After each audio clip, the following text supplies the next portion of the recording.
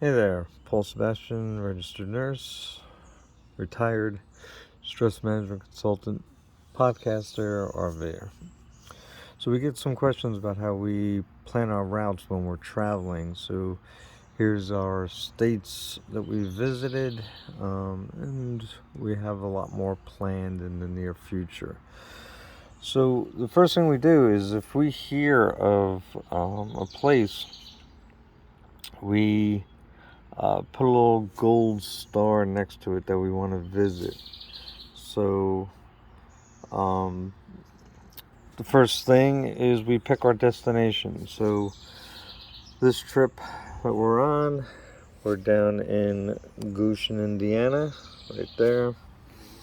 And we came from the U.S. That's pretty funny. We came from Orange County, New York. So as we travel and we visit a place, if we think it's okay, but nothing spectacular, we'll put a little blue dot there. And it just tells us that we visited it. And if we put a red heart, that means we fell in love with the place, and we would definitely want to go back. So you can see Nova Scotia, we visited a bunch, and I haven't converted everything over to hearts. That we fell in love with, like this one up here, that's definitely a red heart. Anyway, so we plan our destination, so Goshen, Indiana. We then plug in our route, and we limit our travels to 4 hours a day of driving on the plan. So that may turn into 5 or 5.5 hours with gas and bathrooms and lunch or whatever. We typically hit the road around 10 in the morning. This way rush hour is done, and that gets us to where we're going before 5 and rush hour is starting. So what we'll do is coming from like Newburgh, New York, we'll pick a route, we'll plug in our destination, so Goshen, Indiana. It'll come up with a suggested route, and we'll sway off of that as we want. So if it's going to be a short, quick trip somewhere, we do a beeline for that place with 4-hour stops. So what we'll do is, we know Goshen, Indiana is about 10 hours from home. So that's 3 stops typically. Now when we stop, we like to stop for at least 2 nights. Sometimes it doesn't allow it if there's a time constraint or there's nothing to see in the area, then we'll do a one-nighter. So we'll plan 4-hour stop or 4-hour road trips to our destination. Our order of preference for looking for places is, our first choice is Boondockers Welcome. We've been members for over 3 years. We've stayed at I'm sure over 100 Boondocker Welcome hosts throughout Canada and the U.S. We've made some wonderful friends and discovered phenomenal places doing it this way. If you're not familiar with Boondockers Welcome, it's like $50 a year to join, and you can stay at people's houses or properties. We've stayed in everything from a cornfield to parking on a street in a city in front of somebody's house. Sometimes they offer electric, sometimes not. Anyway, there's more information on Boondockers Welcome for you. There's a link if you go to my website, relaxrv.org. Go to the discounts page, and there's a link there. It'll save you, I believe it's 15% they're offering now. A 15% discount for you if you follow that link. Our second choice is Harvest Host. We do like Harvest Host.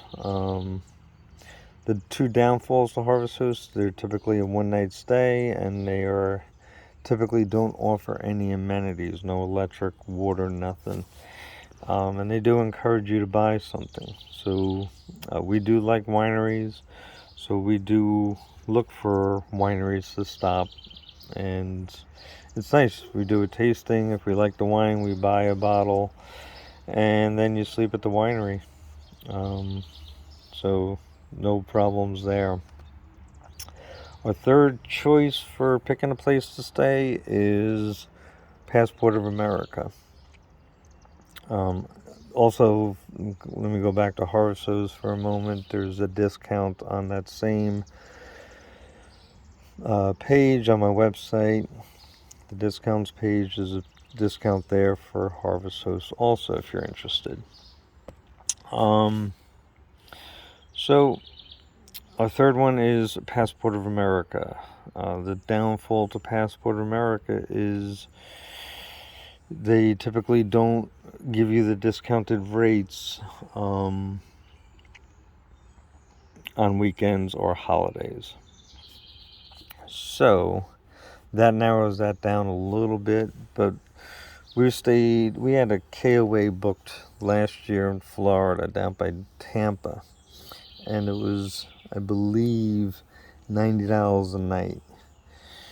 We then kept looking around and we saw a cancellation at a campground, so we called them. They turned out to be a Passport of America, 10 minutes away from the KOA, and we got it for $25 a night. So we got 4 nights for the price of one, basically. So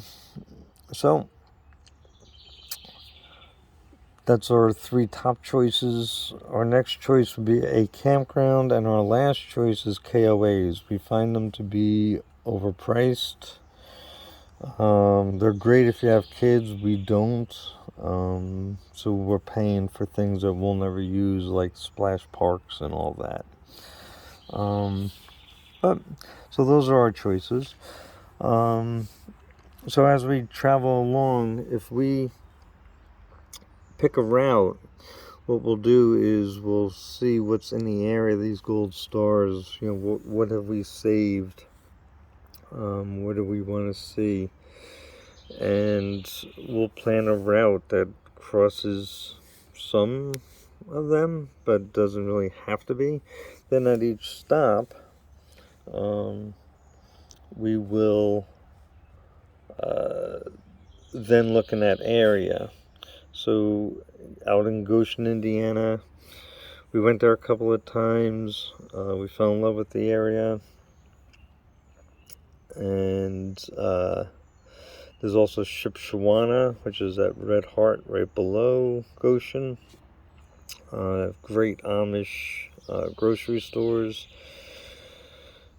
Great brewery up in Goshen, Indiana. There's a beautiful bike path. We just like it. And now there's a Boondoggle Welcome host location in Goshen, Indiana. So we stayed there, met some wonderful folks there. Hi, if you're listening. So basically, that's what we do. We plan our route, 4-hour stops. I know a lot of you are laughing at that.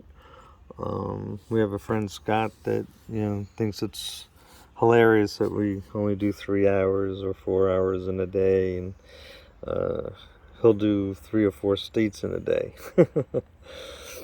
So, we pick a route. We see what's along that route or at each destination, where to stay. After anywhere from 2 to 4 hours is our goal, depending on how fast we want to go. I'm sure you're all saying, oh, that's pretty slow even on a fast day. But I think that covers about it. All right, you guys be well and drive safe. Bye-bye.